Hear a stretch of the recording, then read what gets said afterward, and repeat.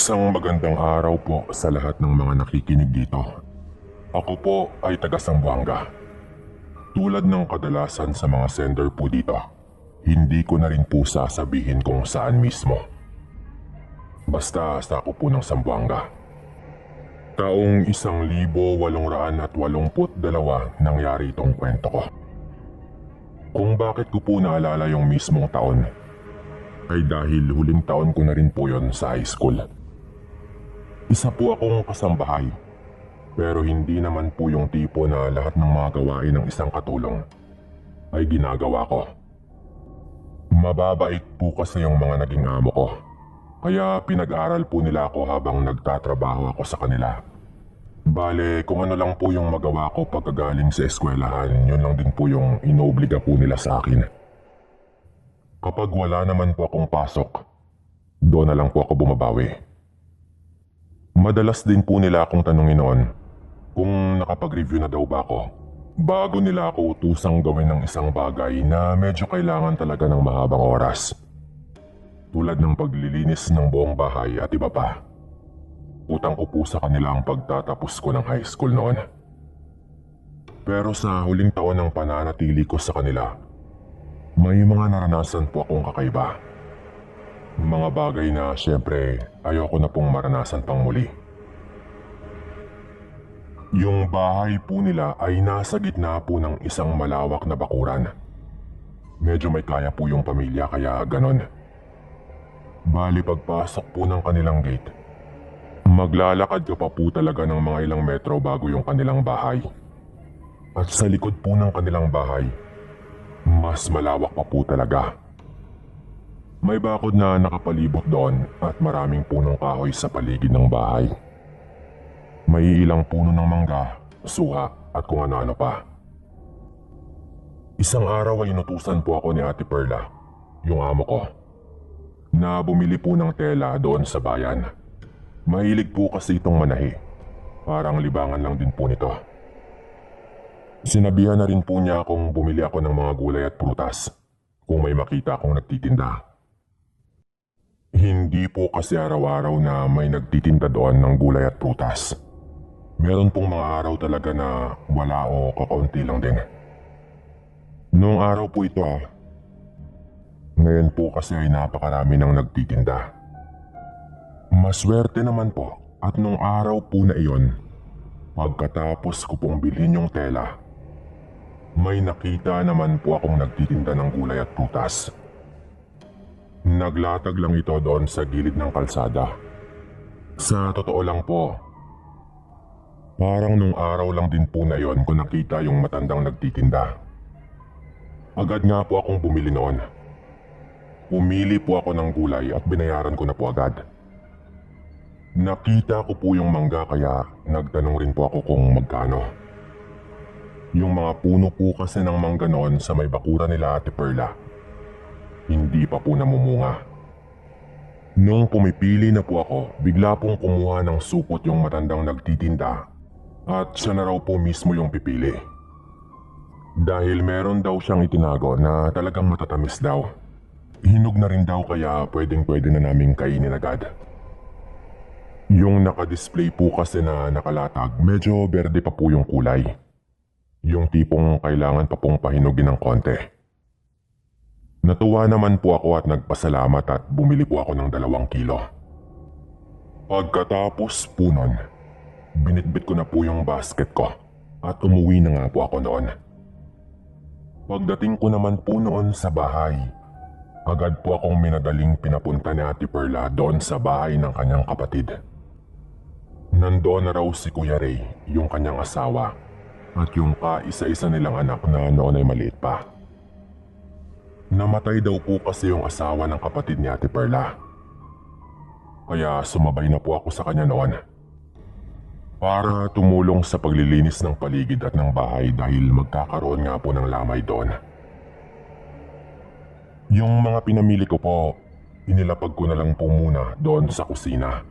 At nagmadali na nga po kaming umalis ni Ate Perla. Medyo marami po kaming ginawa noon at dahil namatayan nga po yung kapatid ni Ate Perla, syempre hindi naman po niya ito pwedeng iwan. Pati po ako noon, pinakiusapan po ni ate na doon na rin po muna matulog ng gabing yon. Nagpalipas nga po kami ng isang gabi doon. Pag-uwi po namin kinabukasan, mga bandang 11:11 na po yata ng umaga noon. Meron pa namang oras kaya inutusan po ako noon ni Ate Perla na magluto na para sa tanghalian. Agad po akong pumunta sa kusina para lutuin yung mga gulay na pinabili sa akin. Pero talagang napasigaw po ako noon sa pagkabigla. Nang makita kong yung binili ko pong mangga, lahat po yun nangingitim na. Yung tipong nabubulok na po at meron ng mga uod. Nakakabigla po yun lalo at isang araw pa lang po yung lumipas. Agad ko pong tinawag sila ate at maging siya po, gulat na gulat din po. Dahil nakita naman po niya yon nung bagong bili ko pa po yon. Hindi nga lang po namin nakain dahil nagmadali po kaming umalis. Nung tinignan po naming mabuti yon, talagang nakakasuka po yon. Tinanong po ako agad ni Kuya Ray noon kung kanino ako nakabili. Inilarawan ko po sa kanila yung matanda at maging sila. Hindi po nila kilala yung matanda. Yung mga gulay ay okay naman po pero dahil po sa nangyari sa mangga, nagdesisyon po kami noon na hindi na rin po kainin yung mga gulay. Ang ginawa po namin, sinamahan ko po si Kuya Ray doon sa bayan para puntahan po yung mismong matanda. Nagdala pa nga po kami ng ilan sa mga inuud na pong prutas. Talagang minadali po naming balikan yon. Hindi ko alam ang dahilan noon pero galit na galit po si Kuya Ray. Yun bang tipo na parang meron po itong alam na hindi niya sinasabi sa akin tungkol po doon sa nangyari sa prutas. Pagdating po namin doon, nandun pa rin po yung matanda sa kanyang pwesto kung saan po ako bumili sa kanya. Nang makita pa lang po nito kami na nagmamadaling lumapit sa kanya, bigla po itong nagtalokbong ng tela sa kanyang ulo na waring tinatakpan po nito yung kanyang mukha. Pero agad ko po siyang tinawag sabay patakbo po kaming lumapit ni Kuya Ray. Pagkalapit po namin, agad pong pinakita ni Kuya sa kanya yung supot na may laman pong nangingitim ng mga prutas na talagang nabubulok na po at meron ng mga uod. Ano bang ibig sabihin nito? Kahapon lang binili ito sa'yo, tapos nagtaga nito. At ano yung maitim na mga uod? Alam mo, duda ako sa'yo matanda. Aswang ka no? Magkakasunod pa pong tanong noon ni Kuya Ray. Pero ang hindi ko po inaasahan sa lahat, itinanggi pa po noon ng matanda na nakabili ako sa kanya ng prutas. Ang sabi po niya wala daw siyang maalala na bumili ako sa kanya. At mas lalong hindi raw po siya aswang. Nagtinginan po noon ng ibang mga nandoon po banda. Hinamon po siya ni Kuya na magtatawag kami ng albularyo para patunayan yon. At kung totoo nga yung kanyang mga sinasabi, ay huwag itong umalis doon para magkaalaman na. Pero ang sabi naman po ng matanda ay hindi na raw kailangan dahil aalis na raw siya doon. Doon na po nagalit si Kuya Ray noon. Kaya yung supot po na may lamang nabubulok ng prutas, na pinilit pa nga pong dalhin ni Kuya kahit hindi kaaya-aya yung amoy. Itinapon po ni Kuya sa may malapit na basurahan. Ngunit hindi niya po naibato ng maayos yon kaya nakita pa po ng ibang mga tao na nagkalat pa nga po yung iba. Nung ginawa po yun ni Kuya, hindi po maipaliwanag yung itsura noon ng matanda. Talagang nanlilisik po yung tingin nito sa amin ni Kuya. At ang sabi po niya ay pagbabayaran daw po namin yon. Pero umalis na po kami pagkatapos nun. At ang sabi po ni Kuya Ray, kung may isa raw po sa amin na nakakain nun, siguradong mahahawaan daw ng pagkaswang. Maliban na lang kung maagapan daw po agad. Dinaya lang daw ng matanda ang aming mga paningin. At hindi naman talaga mangga yung kanyang ibinenta sa akin. Kahit nga raw yung nabubulok daw na prutas sa paningin namin. Baka laman na raw pala ng tao. Paano na lang daw kung nakain namin yun mismo? Nung gumabi na po nung araw na yon, ayoko po sanang sumama kila Ate Perla doon sa lamay pero natakot naman po akong maiwan mag-isa noon dahil nga po sa mga nangyari. Bandang 11:00 po, kakaunti na lang po yung tao doon sa lamay. Nagulat po ako noon dahil yung nagtitirang naglalarong mga kabataan, bigla na lamang pong nagsigawan. Dahil may gumagapang daw sa itaas ng bubong. Nakaupo po ako noon sa labas at yung bubong po na nasa likuran ko, yung kanilang itinuturo. Bigla pong inilawan yon ng isa po sa mga natirang nagsusugal at naabutan pa po talaga ng bahagya ng ilaw. Ang isa pong nilalang na gumagapang papunta doon sa kabilang side po ng bubong. Yung mga tao po na natira, syempre, nagsigawan po lahat ng makita po yon. Ang sabi po ng mga batang nakakita, sa akin daw talaga nakatingin yung nilalang habang gumagapang siya roon sa taas ng bubong. Yung mga kalalakihan po noon kanya-kanyang bitbit ng pwedeng armas at pinaghahanap po nila sa likod ng bahay. Hinalugog po nila doon banda. Pati nga po yung amo ko syempre napalabas din po. Inutusan pa po ako noon ni ate na bantayan muna ang kanilang anak doon sa loob. Lalo at maliit pa nga po ito. Nagsisimula pa lang nga pong maglakad. Tumakbo po ako noon agad doon po sa kwarto. Lalo at natatakot na nga po ako doon sa labas. Hindi ko naman po inaasahan noon, Sir Dan, na pagdating ko po sa kwarto, naabutan ko po ang isang aswang. Nakatingin at lalapit na po sana sa anak po ni Ate Perla, na noon ay nakahiga lang po at mahimbing na natutulog. Yung balat po ng nilalang, purong-purong itim po. Mahaba yung buhok at payat na payat po yung pangangatawan. Pero halatang babae po yon base po sa kanyang anyo. Nakabuka lang po yung bunganga po nun habang nakatingin po sa bata. At yung laway po nun ay patuloy pong tumutulo. Talagang kukunin po niya sana yung bata, Sir Dan. Pero nasa may bintana pa lang po ito banda. Na parang nung naabutan ko po ito ay kakapasok lang din po niya doon sa kwarto. Agad po akong napasigaw noon. Wala dyan sa labas. Nandito siya sa loob. Sigaw ko po noon sabay binato ko po sa kanya yung lalagyan po ng mga gamit ng bata dahil po sa sobrang kaba ko po. At agad nga po akong tumakbo sa higaan para kunin po yung bata. Nung tignan po ako ng aswang, Sir Dan, kulang na lang po ay patayin po ako nito sa punto po na yon mismo. Pero yung flashlight po ng mga tao sa labas, doon na po agad nakatutok sa bintana ng kwarto.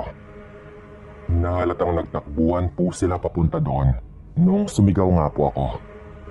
Natakot din po siguro yung aswang dahil talagang maaabutan po siya ng mga kalalakihan. Kaya umakyat po ito patalon doon sa kabilang kwarto dahil isang division lang nga po yung pagitan na gawa pa sa plywood.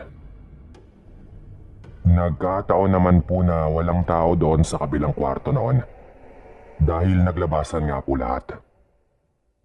Nung nakapasok na po yung mga kalalakihan sa loob ng bahay, agad po akong sumigaw na nasa kabilang kwarto na siya.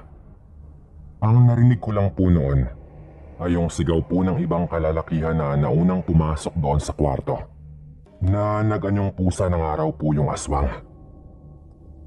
Naabutan pa nga daw po nila na may pusang kulay itim na tumatakbo sa itaas ng pader bago daw yun tumalon palabas ng bahay.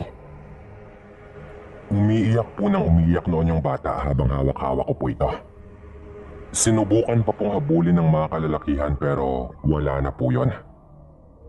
Grabe rin po yung iyak ko noon dahil po sa takot. Pati nga po si Ate Perla, grabe po yung pasalamat sa akin. Simula po noon, yung mga kalalakihan po kapag gabi nagbabantay po hanggang nailibing nga po yung asawa ng kapatid ni Ate Perla. Nagpagawa rin po ng proteksyon noon si Kuya Ray para po sa aming lahat. Ilang beses po naming binantayan kung magtitinda ba ulit ng gulay yung matanda doon. Pero wala na po talaga. Ang nakapagtataka pa po, wala rin pong nakakakilala sa matanda po na yon. Dito na rin po ito nagtatapos at maraming salamat po. Taong 2001, nagbakasyon po kami noon sa probinsya nila mama. Doon po yun sa isang baryo na sakop ng Oriental Mindoro. Mga ilang taon na rin po kaming hindi nakapunta doon. Kaya nung nagtapos po si ate ng kolehiyo, sinabi po ni mama na magbakasyon naman daw kami sa kanilang probinsya. Tatlo lang po kami noon. Si mama, yung ate ko, at ako. Si papa po kasi ay hindi niya po pwedeng iwan ng kanyang trabaho ng mga panahon po na ito. Galing po kaming Mindanao. Hindi po kami nagsabi kila lola at lolo na uuwi kami noon. Para masurpresa raw po sila ayon pa kay mama. Biglaan lang din talaga. Naisip lang po ni mama tapos ginawa nga po namin. Nung taon po na yon, sa telepono lang po kami nakakapag-usap ni lola eh. Tapos hindi pa po madalas. Yung lolo ko naman po, sa tuwing tumatawag po kami, ang sabi lang po ni lola, may ginagawa raw po ito. Pagdating po namin doon, Sir Dan, ikinagulat po agad namin ang aming nadatnan. Yung lolo ko po kasi ay hindi na po pala makalakad. Nakakabangon naman pero hindi na po makatayo. Mahina na rin ang kanyang katawan na lagi na lang daw itong nakahiga at marami ring mga iniindang sakit. Hindi nila sinabi kay mama ang sitwasyon dahil alam nilang mag-aalala talaga si mama. Medyo nagtampo po si mama noon dahil hindi man lang daw siya sinabihan nila tita na hindi na pala maganda ang lagay ni lolo. Pero wala naman po siyang magagawa kaya siya na lang raw ang mag-aalaga kay lolo habang hindi pa kami bumabalik sa Mindanao. Yun nga po yung nangyari noon. Nung sumunod po na araw, dalawa po kami ni ate na naglibot-libot po sa lugar. Matagal din po kaming hindi nakabalik doon kaya marami na pong nagbago. Pero yung dating po ng lugar ganun pa rin naman. Probinsyang probinsya. Tahimik at payapa. Pero may pagka-misteryoso rin po. Alam niyo naman po sa probinsya noong araw, medyo kakaiba talaga ang dating. 5 taon po pala yung agwat namin ni ate. Kaya 16 lang po ako noon nang mangyari po ito. Yung ate ko naman po nasa 21, mga ganun po. Habang naglalakad-lakad po kami ni ate, meron pong dumaan na bata na merong bitbit na banana Q. Paborito po yun ng ate ko. Kaya agad po niyang tinanong yung bata kung saan ba niya nabili yon. At tinuro naman po ng bata yung tindahan sa hindi kalayuan. Kaya niyaya po ako ni ate na bumili muna kami doon sa tindahan bago kami umuwi. Sinamahan ko naman po yung ate ko syempre. Pagdating po namin sa tindahan, may mga nakatambay po doon na 2 lalaki. Binibiro po nila yung ate ko noon na parang mga manyakis. Ang sabi po, mas ma-enjoy daw po ni ate yung kanilang banana Q. Alam niyo naman po siguro kung anong banana Q yung tinutukoy ng mga lalaki. Siyempre nagalit po ako agad at sinabihan ko po yung mga lalaki na wag naman po nilang pagsalitaan ng ganon yung ate ko. Pero mas lalo pa nga po silang lumapit sa amin at tinatanong po nila yung pangalan ni ate. Ngunit bago pa man po lumala, may dumating po na matandang lalaki na umawat po doon sa mga tambay. Ang sabi po nito sa 2 lalaki, napakawalang respeto naman ninyo. Mga puto ni Mario, tapos gaganyanin ninyo. Sambit pa po ng matanda. Yung sinasabi po nitong Mario ay walang iba kundi si Lolo. Nakita raw po kasi kami nito na nandoon sa bahay ni Lolo nung napadaan daw siya kaya alam niya. Ang sabi po ng matanda noon, Sumabay na raw kami sa kanya pauwi. Lalo at doon din ang kanyang daan pauwi sa bahay nila. Bago po kami makalis, may pahabol pa pong sinabi ang dalawang tambay. Ang sabi po nila, huwag daw kaming maniwala sa matanda dahil hindi daw namin alam ang tunay nitong pagkatao. Napalingon ako noon sa sinabi nila, pero ang sabi po ng matanda na nagpakilalang si Lolo Paing, huwag na raw kaming makinig sa mga pinagsasabi ng dalawang tambay. Bago pa kami makalayo, ay paulit-ulit pong sinisigaw ng mga tambay na baka mapahamak daw po kami lalo sa matanda. Pero hindi na po namin yon pinansin. Sa daan po, ang daming tanong ni Lolo Paing kay ate. At sinagot naman po ni ate lahat ng mga tanong po nito. Naabutan po namin si Lola na nagdidilig ng kanyang mga halaman sa may bakod. At nung makita po nito kami, halatang nagulat po ito at dali-dali niya kaming pinapasok sa may bakod. Yun po bang tipo na halatang ayaw po nito na kasama po namin si Lolo Paing pauwi. Diretso naman po si Lolo Paing noon at hindi man lang po sila nagpansin na ni Lola. Halatang may hindi po sinasabi sa amin si Lola, pero pumasok na po kami noon sa bahay. Bandang 5:30 po ng hapon. Tinawag po ako ni ate at meron daw siyang gustong sabihin. Nung pumasok na nga po ako sa kanyang kwarto, pinasilip po ako ni ate sa may bintana. Hinawi lang po namin ang kortina. Pagsilip ko po, agad ko pong nakita si Lolo Paing sa labas. Pabalik-balik at patingin-tingin sa bahay. Nagdaka po kami ni ate pero sinabihan po ako ni ate na mukhang tama daw ang mga tambay at may kung ano talaga doon sa matanda. Pagsapit po ng gabi noon, naging kakaiba na po yung mga nangyari. Bagay na hinding-hindi po namin malilimutan. Bandang 11:00 po noon, napabalikwas po ako nang marinig ko na sumisigaw po yung ate ko. Meron daw po kasing tao na nakasilip sa kanya sa may bintana. Nung tignan ko naman po, wala naman po doon sa may bintana. Nandoon na rin po sila mama. Kaya nilabas ko pa nga po. Pero wala naman pong kung ano sa may bintana. Papasok na po sana ako noon sa loob ng bahay nang bigla pong may tumalon sa akin mula po doon sa puno ng mangga sa gilid ng bahay. Nung tumalon po ito, Sir Dan, agad po akong natumba sa lupa. Tinakpan po agad nito yung aking bunganga at dinumog po ako nito na hindi ako makagalaw dahil inipit po ng magkabila niyang paa ang aking mga kamay. Halos himatayin na po ako noon sa takot nang makita ko po yung mukha ng nilalang na dumumog sa akin. Ang itim po ng mukha, pero mukhang hindi po yun na maitim ang balat, kundi dahil balot po yun ng balahibo. Ganun din po yung mga kamay po nito. Yung bunganga po nito, mahaba po na parang dahil po sa mahahaba at matutulis na mga ngipin.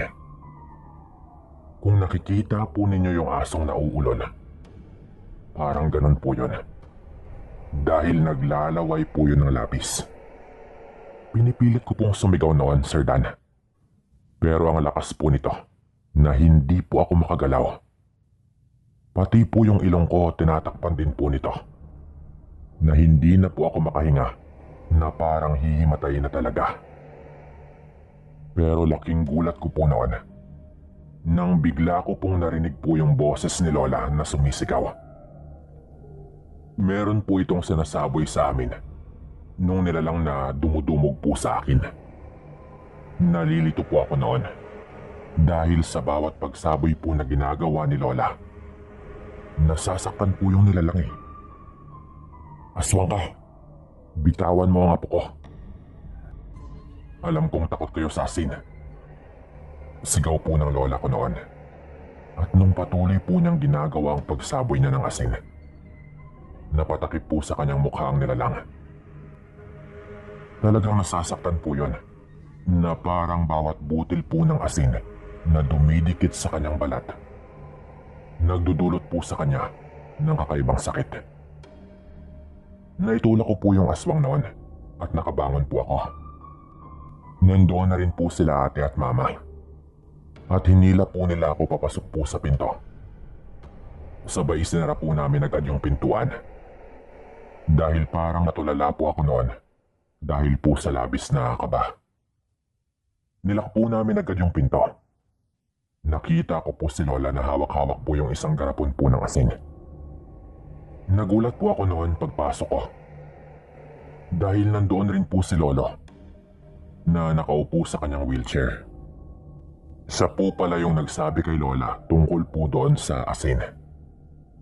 Ang sabi po nito, pati daw mga bintana, isara daw po namin. Lalo at hindi naman daw makakapatay ng aswang yung asin, kundi makakataboy lang daw.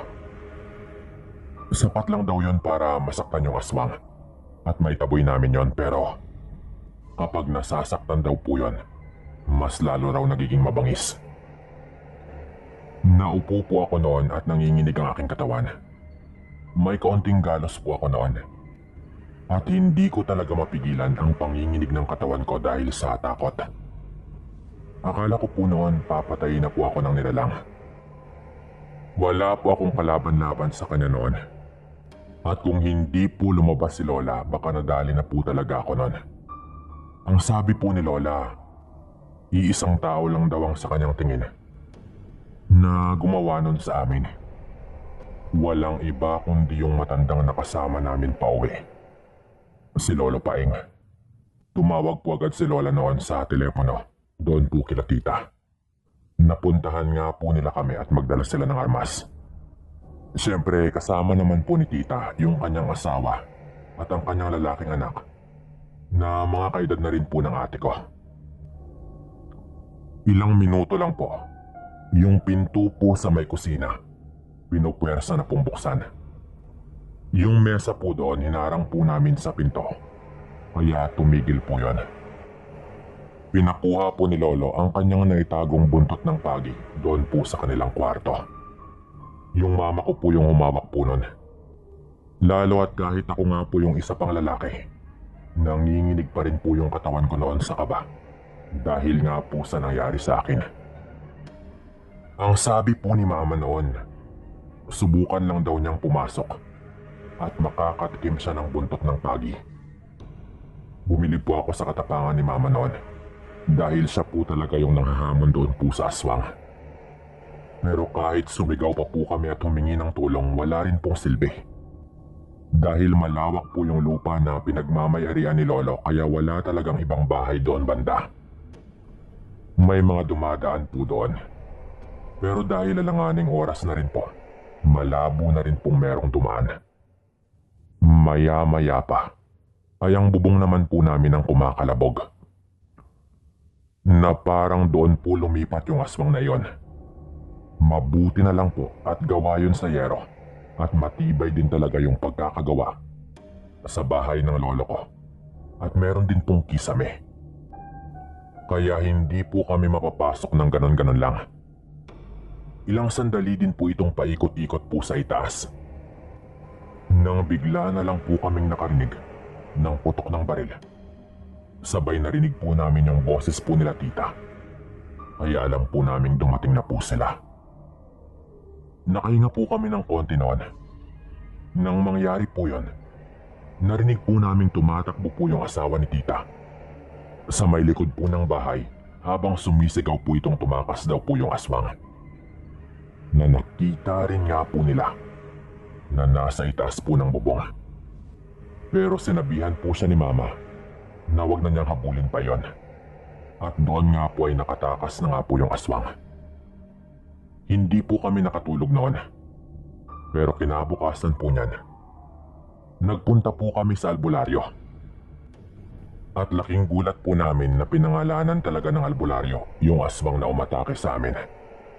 Walang iba raw kundi si Lolo Paing.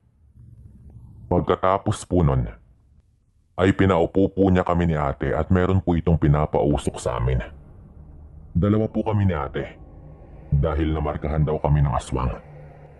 Kaya baka babalik-balik lang daw ito habang hindi pa kami nakakauwi sa Mindanao. Ang sabi ng albularyo, mararamdaman naman daw ng aswang at malalaman niya na nagpunta kami sa albularyo. Lalo at meron daw balik sa mga aswang ang mga orasyon at panggagamot na ginawa sa amin ng albularyo. Malamang layuan na raw kami ng aswang. Lalo at alam na raw nito na merong albularyong pumuprotekta sa amin. Tinanong pa nga po si Mama at Lola kung tuluyan na daw ba namin. Gusto po ni Lola para matigil na raw pero hindi daw po kaya ng konsensya ni Mama. Kahit aswang pangaraw po yun, kaya hindi po itinuloy ng albularyo. Hanggang sa bumalik na po kami ng Mindanao, hindi na po namin nakita ang pagmumukha ng paing na yon. Dito ko na rin po tatapusin ang kwento kong ito. Maraming salamat po kung mapili.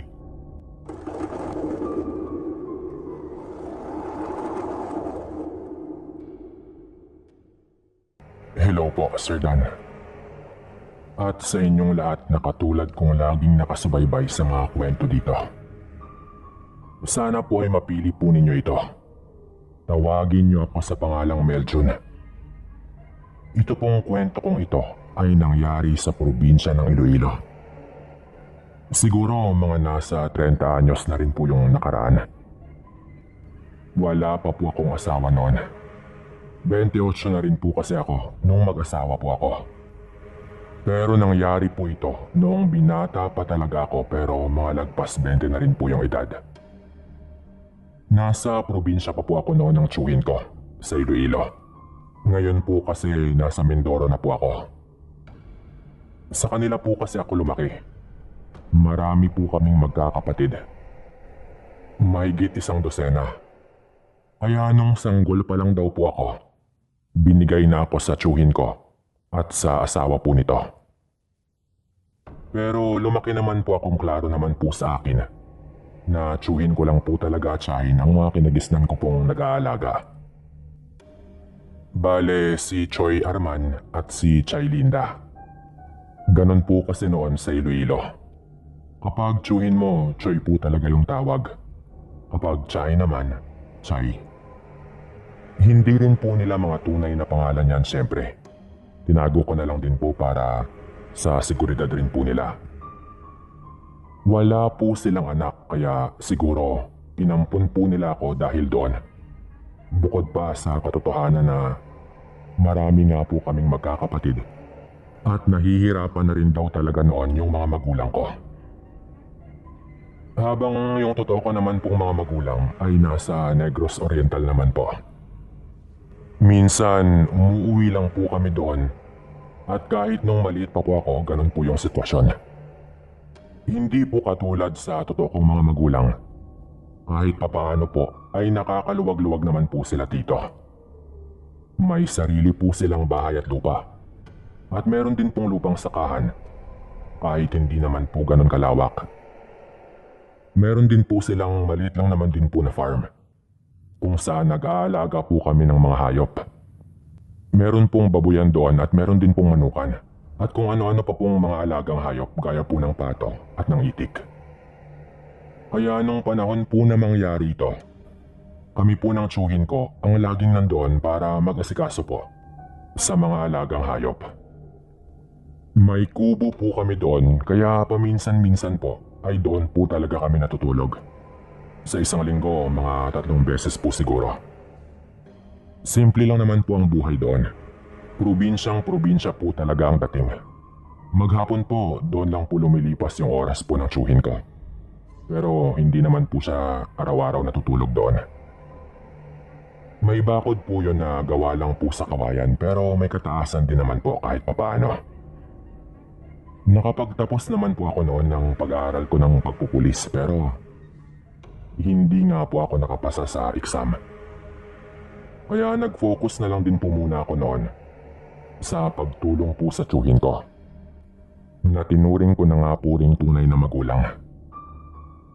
Isang araw po noon, maaga po akong pumunta sa farm po namin. Para asikasuhin nga po yung mga bagay-bagay po doon. Ang sabi po ni Choy Arman, susunod na lang daw po ito. Sa likod po ng farm po na iyon, kagubatan na rin po talaga na medyo may kasukalan din po. Hindi na po yun sakop sa lupang pinagmamayarian po nila Choy Arman at Choy Linda. Pero doon po kami madalas manguha ng mga kahoy panggatong. Nangahoy nga po ako noon, Sir Dan. Konti lang naman po dahil paminsan-minsan lang naman din po kasi kami nagluluto doon sa kubo. Dahil madalas po, nagdadala lang po kami agad ng pagkain po namin. At hindi talaga kami din madalas na natutulog doon. Lalo na po ako dahil syempre meron din po akong mga ibang ginagawa. Noong araw po kasi, hindi pa po talaga kailangang bantayan kapag meron ka pong alagang hayop. May respeto pa po yung mga tao sa baryo namin. Lalo at magkakakilala lang din po kami. At karamihan din po, magkakamag-anak lang din. Hindi po tulad sa panahon po ngayon na malingat ka lang po ng kaunti. Ninakaw na po pala yung pagmamayari mo. Buhat-buhat ko na nga po noon ang nakolekta ko pong kahoy panggatong at pabalik na rin po ako doon sa farm. Nung malapit na po ako doon, sa may labas po mismo ng farm, nakita ko pong may dalawang matandang nakasilip po doon. Sa may bakod po mismo. Na tinitignan po nila ang nasa loob po ng farm. Sa unang tingin pa lang ay hindi ko po sila talaga kilala. Nakatingin lang po sila sa loob hanggang sa mapansin na nga po nila na papalapit po ako doon. Ano po sana ang atin? Tanong ko po sa kanila kasi hindi ko nga rin po alam kung bakit po sila nandun sa labas po ng bakod at kung ano ba talaga ang kanilang tinitignan. Nung tinanong ko nga po sila, ang sabi po ng matandang lalaki, wala iyo. Napadaan lang kami dito. Diyan kami nakatira sa kabilang parte, paglabas lang ng gubat. Wika pa po nito nung tinanong ko po ito. Kabilang parte? Taga kabilang baryo po kayo? Pero matatanda na po kayo Medyo mahirap po yung daan dyan banda. Isa pa, ngayon ko lang po yata kayo nakitang dumaan po dito. Sagot ko naman po noon. Pero agad naman din pong sumagot yung matandang babae naman na mauuna na raw sila. Lalo at may paghahandaan pa raw silang gawin kapag sumapit na ang dilim. Hindi ko po alam noon kung napapraning lang ba ako pero parang kakaiba po talaga yung pagkakasabi ng matandang babae noon. Sa mahalaga daw nilang gagawin pagsapit ng dilim. Lalo na po na lumingon pa po talaga ito sa loob ng farm. Na parang meron pong kung ano doon na kanyang tinitignan at meron siyang masamang binabalak. Lalo na po at lumingon pa po ito sa loob na parang meron pong kung ano doon na kanyang tinitignan. Pareho po sila ng kanyang asawa. Nung umalis na po sila, hindi ko na po inisip pa yon at binaliwala ko na lang din po. Nagpatuloy ako sa ginagawa ko noon at inayos ko nga po yung mga kahoy panggatong sa pinaglalagyan po namin. Dumating po ang tsuhin ko bandang 6:30 na po ng gabi. Doon daw kami matutulog ng gabing yon. Meron siyang daladalang kanin noon. Hinatay lang po namin ng isa sa mga alaga po naming manok at inasal nga po namin yon. Habang hinihintay po naming maluto yon, sinabihan po ako ng tsuhin ko na ipapamana daw po niya sa akin ang sakahan pati yung farm. Parang mag-ama rin po talaga yung aming turingan.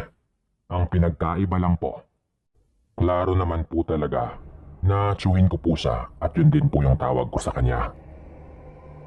Nung kumakain na po kami noon, nabanggit ko po yung tungkol sa dalawang matanda. At nagulat po ako na nagtanong po si Choy Arman at inilarawan pa po niya ang dalawang matanda na parang alam po niya agad yung tinutukoy ko. Akmang-akma din po yung kanyang pagkakalarawan doon.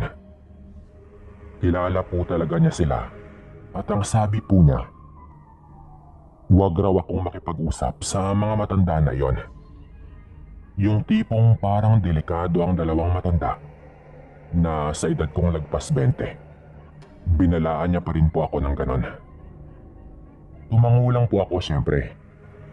Dahil maging ako din ay kakaiba rin yung pakiramdam sa dalawang matanda na iyon. Natulog lang po kami noon na parang normal lang po na gabi. Sa kalaliman po ng tulog ko noon, Sir Dan, nagising po ako nang makarinig po ako ng putok ng baril. Hindi ko po alam kung ilang beses yon pero dahil po doon kaya agad nga po akong nagising. Napabalikwas ako sa pagkakahiga ko at agad ko pong napansin na wala na roon ang tiyuhin ko. Agad ko pong binaling ang aking tingin sa dingding kung saan nakasabit yung baril. At wala din po yun doon. Agad po akong tumayo at halos hindi na po ako dumaan sa hagdan po ng kubo namin. May hagdan po kasi yon dahil nakaangat po sa lupa yung mismong papag. Choy! Choy! Choy Arman! Sigaw ko po noon, Sir Dan.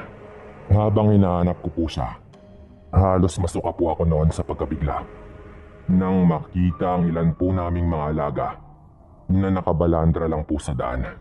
Walang mga buhay at nagkalat po yung mga lamang loob. Gutay-gutay po yung mga yon. Nakita ko ang ilaw ng flashlight malapit po doon sa may bakod.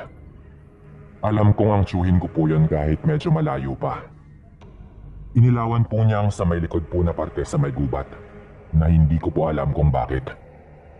Kumaripas na po ako ng takbo noon. Naabutan ko po yung tiyuhin ko na nanginginig na po sa galit. Agad ko siyang tinanong kung anong hayop ba yung dumali sa mga alaga namin. Pero ayon sa kanya, hindi raw yun hayop, kundi mas masahol pa. Nung sabihin po niya yon, agad po akong nakaramdam ng kaba. Ano pong ibig niyong sabihin? Tanong ko pa po noon sa kanya. Alam ko yung nakita ko. Tinamaan mismo ng ilaw.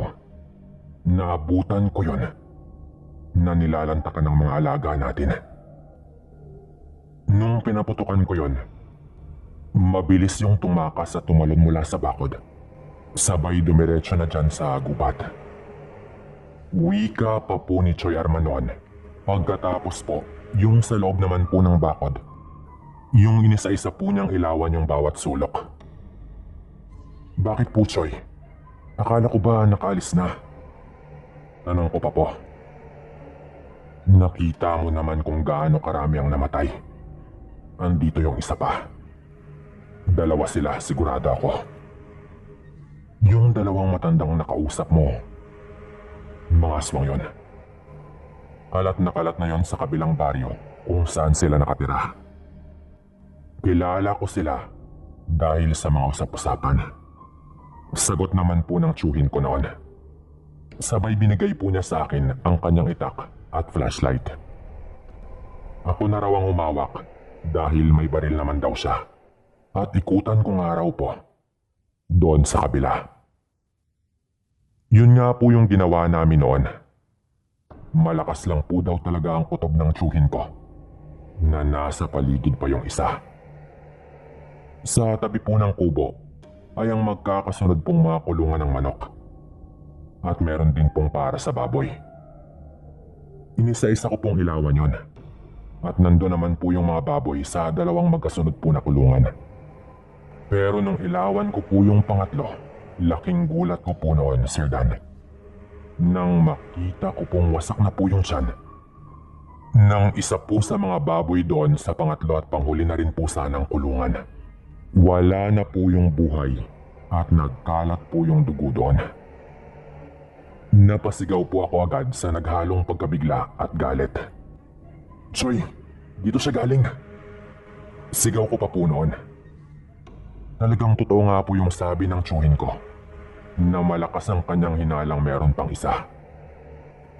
Pagkatapos ko pong sumigaw, ay nailawan ko pa po yung sa may likod ng kubo namin. At nahuli pa po ng ilaw ko ang isang matandang lalaki na walang kahit anong saplot. Puno po ng dugo yung bunganga habang nakangisi pa po sa akin at napakapula po ng mata. Naanimoy sinadya pa po nitong magpakita sa akin. Sa galit at kaba ko po, yung hawak ko pong itak, talagang naibato ko po sa kanya sa galit. Sabay ko kumprontahin ko po sana yon. Pero mabilis po yung umalis doon sa kanyang kinalalagyan. Siyempre, tumakbo na rin po doon banda ang tiyuhin ko noon. At agad nga po akong nakarinig ng putok ng baril. Dahil inikutan po siya ng tiyuhin ko doon po sa kabila. Ngunit ayon po kay Choy Arman, laking gulat na lang daw po niya. Dahil pagtalon daw ng aswang sa may damuhan, naging isang hayop na yung kanyang nakita na tumakbo raw ng napakabilis. Talagang mabilis daw po na hindi na po nasundan ng tiyuhin ko. Galit na galit po siya noon. Sinabihan po niya ako noon na pupuntahan daw po namin ang mag-asawang nakita ko. Ginawa po namin yon. Talagang pumunta po kami doon sa kabilang parte po ng gubat. Pagdating po namin doon, nagkataong nadaanan po namin ang bahay ng isa sa mga kakilala po ng tiyuhin ko. At pinigilan po kami nito, pati po yung kanyang asawa. Ang sabi po nila, hindi raw po kasi namin alam kung baka aswang din po pati yung mga kamag-anak ng dalawang matanda. At baka mas malala pa raw po na gulo yung mangyari daw sa amin. Dahil po doon, wala pong nagawa si Choy Arman, kundi ang bumalik. Kumbaga, binalaan na nga po kami ng taga doon po mismo. Kaya wala naman daw sigurong masama kung sundin na lang daw po namin yon kaysa pairali namin yung galit. Ang dami pong spekulasyon noon galing po sa mga nakaalam ng nangyari. Kesyo gawa lang daw po ng mga tambay na wala pong magawa sa buhay. O baka gawa lang daw po ng hayop. Hindi na po kami masyadong nagsalita pa po tungkol doon. Umiwas din po kami sa mga taga-radyo na gusto pong kumuha ng interview. Araw-araw po noon nagbabaka sakali po yung tiyuhin ko na baka dumaan po doon yung mag-asawa. Pero wala po talaga. Nakiusap naman po kasi yung tiyahin ko noon na wag pong pumunta doon sa kabilang barangay. Sabay-sabay po naming inilibing yung mga hayop po noon. Kung ako lang po yung pagbibigyan. Gusto ko po talagang gumanti noon. Pero may punto naman po yung kakilala din ni Choy Arman sa pagpigil po nito sa amin. Siguro, kung sakali pong natuloy kami, baka dumanak po talaga yung dugo. Lalo at may baril nga po yung tiyuhin ko. Hanggang dito na lang din po siguro ito. Kung mapili man po ninyo, maraming salamat po.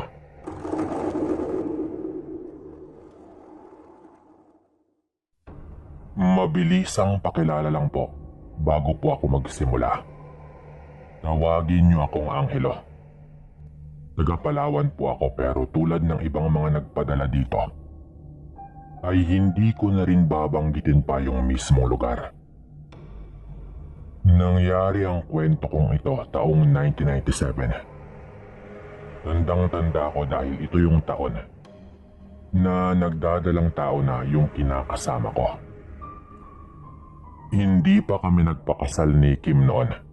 Na asawa ko na po ngayon. Maliit pa yung kanyang tiyan noon. Mga 2 hanggang 3 buwan pa lang siguro. May sarili na rin po kaming bahay. Dahil mga karpintero yung tito pati yung tatay ko. Kaya sila lang po yung gumawa ng bahay namin. At kami lang yung gumastos sa mga materyales. Siyempre, pakakainin mo rin tapos yun na yun. Maswerte po kami sa bagay na yon. Dahil nakamenos po kami ng mga gastusin. Kargador po ako noon sa pier. Kung minsan naman, rumarakit din bilang pedicab driver. Ganado akong magtrabaho noon. Dahil kakasimula lang po namin ni Kim ng sarili naming buhay.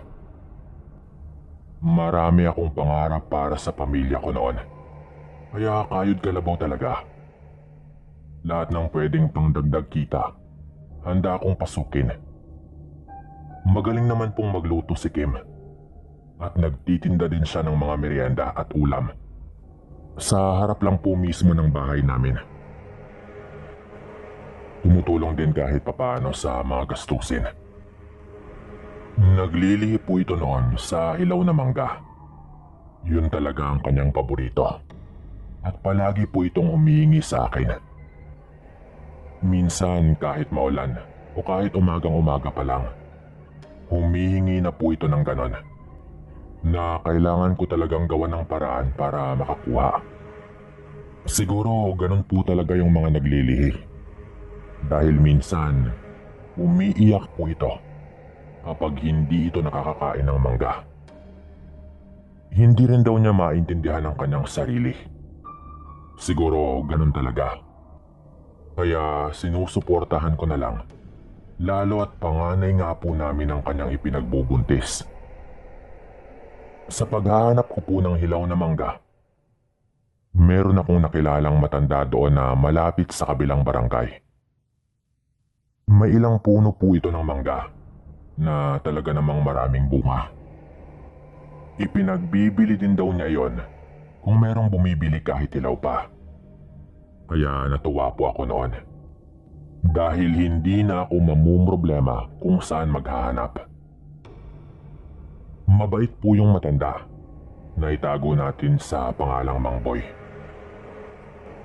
Isang hapon, bumili po ako ulit doon.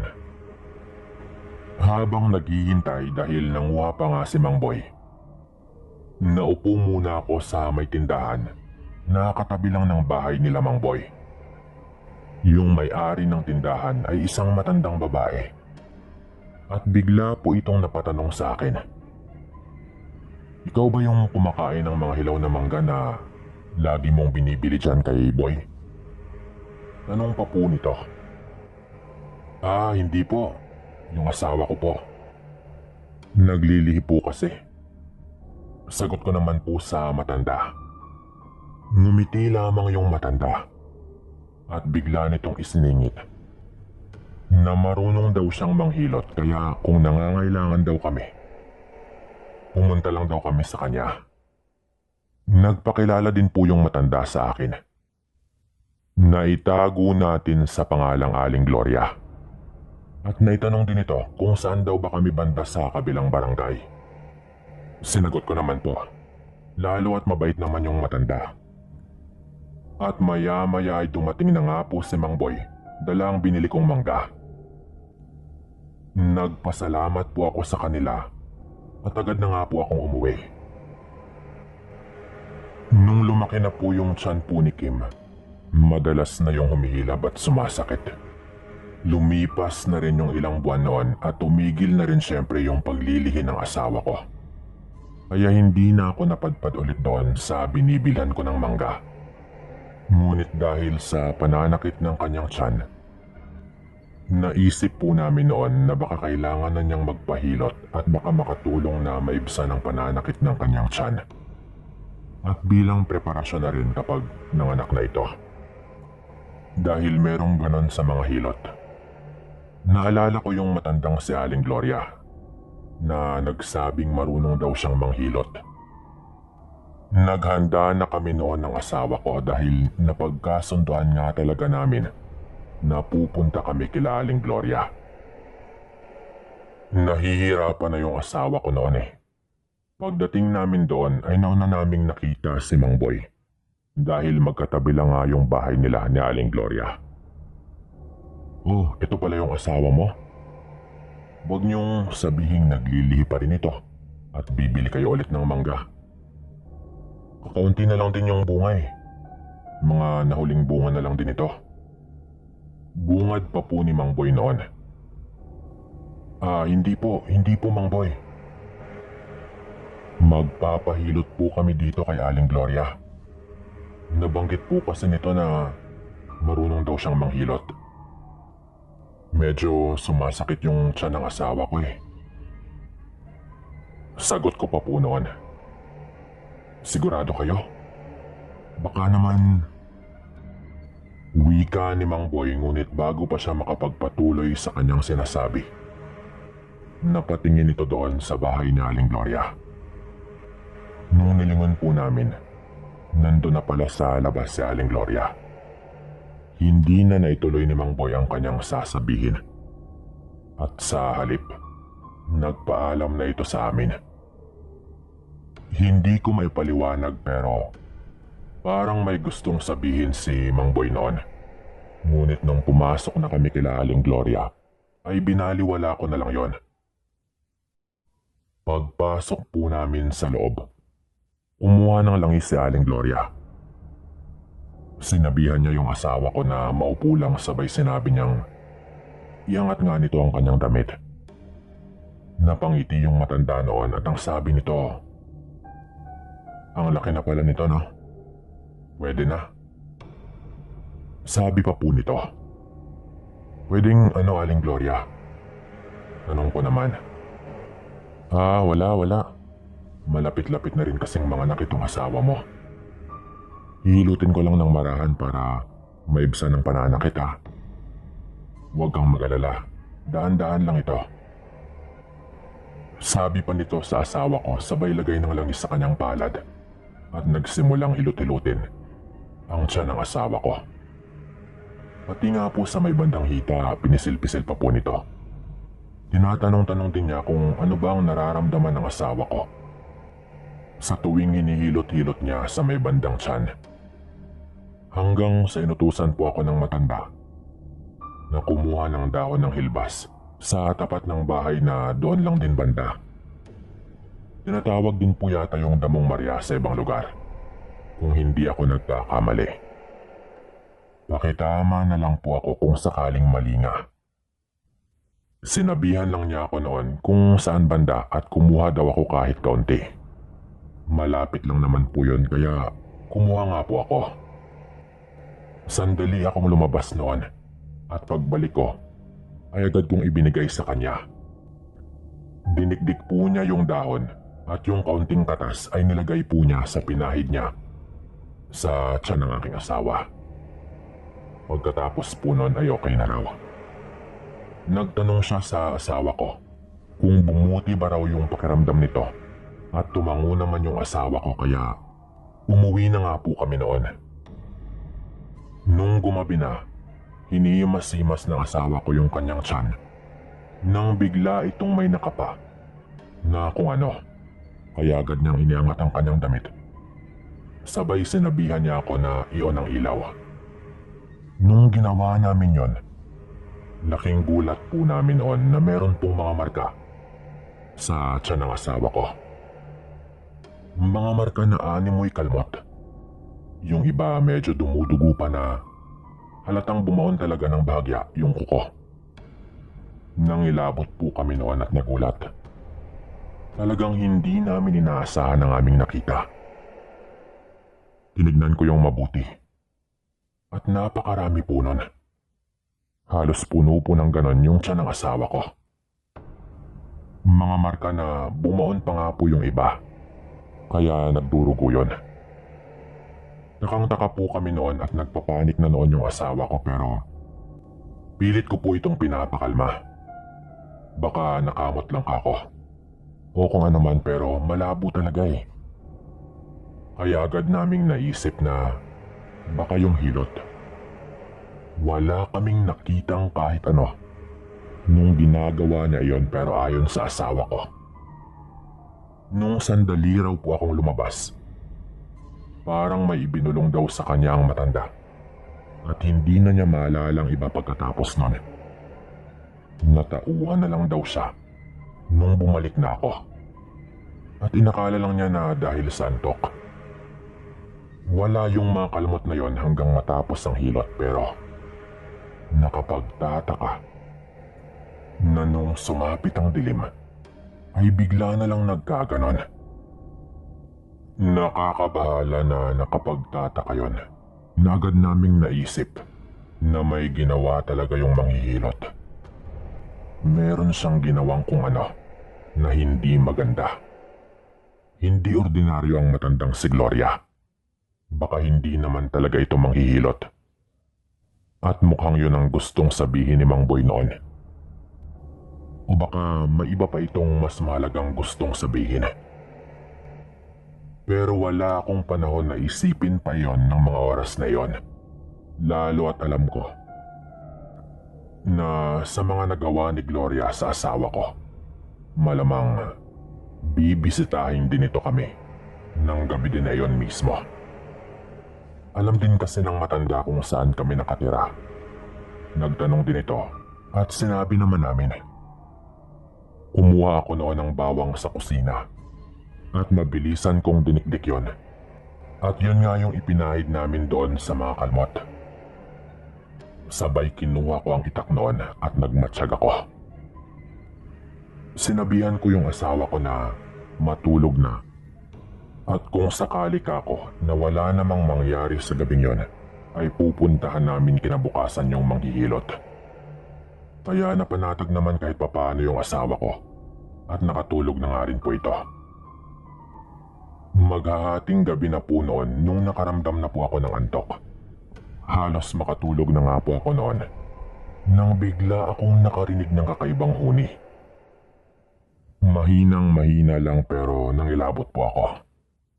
Pamilyar ako sa tunog. Ganon na ganon yung huni ng tiktik na palaging sinasabi ng lolo ko noong bata pa po ako. Nilibot ko ang tingin ko sa loob ng kwarto kung saan kaya ang posibleng daanan. Umakyat ako sa dingding noon habang hawak-hawak ko yung itak. Sa utak ko noon, subukan lang niyang pumasok at uunahan ko siyang tagain. May ilang sandaling katahimikan noon nung nandoon ako sa itaas. Hanggang sa biglang parang may gumagapang sa bubong namin. Sigurado ako doon dahil nasa taas nga ako. At halos bubong na lang yung pagitan namin nung gumagapang. Sa taas ko na halos yun mismo. Pero matyaga po akong naghintay. Ang sabi ko noon, hindi ako kikilos hanggat hindi ko nakita sa sarili kong mga mata. Marahan po yung gumagapang. Pababa yun hanggang sa may dulo banda ng bubong sa may kwarto. Ako naman ay pigil hiningang sinusundan kung saan yun pumupunta. Alam kong hindi yun makukontento at susubukan talagang pumasok. Siyempre, natikman na niya eh. Ayon kasi sa lolo ko, mahirap man daw ipaliwanag pero kapag nahahawakan daw ng aswang yung tiyan ng buntis at nagawa nitong mapisil-pisil o pakiramdaman ang nasa loob, pakiramdam rin daw nila parang natitikman na rin nila ang nasa loob. Kaya minamarkahan daw nila hanggang sa tuluyan nilang kunin. Grabe yung kaba ko noon, Sir Dan. Nung habang nandoon ako sa itaas ng dingding ng bahay, sa may dulo ng bubong, ay merong lumabas na mabalahibong kamay pero parang maliit. O baka dahil kamay ng babae, may mahahaba po yung mako ko. Munti ko na nga po yung tagay na agad eh, dahil sa kaba. Pero kumikilos po kasi yon na parang balak po nung sumilip sa loob. Walang kisame yung bahay namin kaya baka gusto nitong sumilip. O mas malala pa, gusto nitong pumasok. Maya-maya pa, dahan-dahan pong lumalabas yung ulo nun na parang sisilip. Yung tipo po ng pagsilip na parang pabaliktad habang nakayuko ito sa may dulo ng bubong. Napakahaba po ng buhok nun. Mahabang mahaba na parang madulas. At dahan-dahan po talagang lumalabas ang ulo nun sa kanyang pagsilip. Nakabang po ako noon. Pero halos hindi ko pumabot gamit ang itak dahil nasa may bandang dulo na. Hindi ko rin po siya masaksak doon sa kanyang pwesto. Lalo at yero po yung bubong sa parting yon. Nung sumilip na nga po ito, nanginginig po yung kamay ko noon. Dahil nga po sa kaba. Dahil nakakatakot po yung itsura nun. Lumipat din po ako doon sa may bandang dulo habang hawak ko yung itak at yung isa ko namang kamay ay nakakapit nga po doon banda sa may dingding.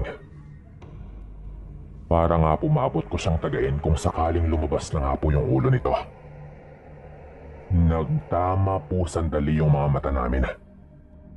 At halatang nagulat din po ito. Pero agad ko na pong sinubukang tagain yon. Napakabilis po nun. Ngunit sigurado po ako na tinamaan ko yon sa gilid ng kanyang ulo. Nagip ko pa nga po yung kaliwang tenga nun eh. Pero ang bilis po nun na nung sinubukan ko pong tagain ulit, yung mahaba na lang po nitong buhok yung aking inabot. At narinig ko na lang na tumalon yon sa kabilang side ng bahay. Nagising po noon yung asawa ko dahil sa mga pagsigaw ko sa sobrang galit ko. Dali-dali po akong bumaba. Paglabas ko po ng bahay ay nasa labas na rin po ang nag-iisa naming kapitbahay. Ang sabi po nito, may nakita raw siyang kung ano na nagsuot sa kakahuyan sa likod ng bahay nung agad raw siyang lumabas dahil sa mga ingay. Pero hindi raw niya nakita ng klaro dahil napakabilis raw po nung kumilos. Siya lang po yung pinagsabihan ko noon. Tinignan po namin sa may labas ng bahay at nagkalat po doon yung mga buhok at yung piraso po ng tenga na natapyas ko. Takot na takot yung asawa ko noon nang makita niya yon, kaya agad po namin yung sinunog. Ang sabi ko sa kapitbahay namin ay wag na niyang ipagkalat pa yon. Kinaumagahan, pupuntahan na po sana namin yung matanda nung bigla naman pong dumating si Mang Boy. Nagtanong po kung may nangyari ba daw sa amin kagabi dahil kinutuban daw siya ng masama. At sinabi ko nga po sa kanya. Ang sabi niya, ang aga daw po kasing umalis ni Aling Gloria at tinatakpan daw nito yung kanyang tenga na parang may iniinda raw itong sugat doon banda. Kaya nagduda daw agad si Mang Boy na meron talagang nangyari ng gabing yon. Ang sabi ni Mang Boy, hindi daw talaga manghihilot si Gloria at matagal na raw niyang pinaghihinalaan ng matanda. Kaya kahit anong pagkain daw ang ibigay nito kay Mang Boy, hindi raw kinakain nila Mang Boy. Nawala po yung matanda ng mga 2 buwan mahigit. Pagbalik po nito, wala na nga po yung kaliwang tenga nito. Kaya alam namin na siya nga po yung aswang na nagawa kong tapyasan ng tenga ng gabing yon. Ayon kay Mang Boy, bibihira na lang daw lumabas yung matanda simula nang bumalik ito. Hindi na kami naghabol pa noon, lalo at naipanganak naman ng maayos ang aking anak. Pero ang sabi ko noon, makita ko lang siyang umaali-aligid sa bahay namin. Hindi talaga ako makakapagpigil. Ito po yung kwento namin, Sir Dan. Mag-ingat po kayo sa mga taong pagkakatiwalaan ninyo.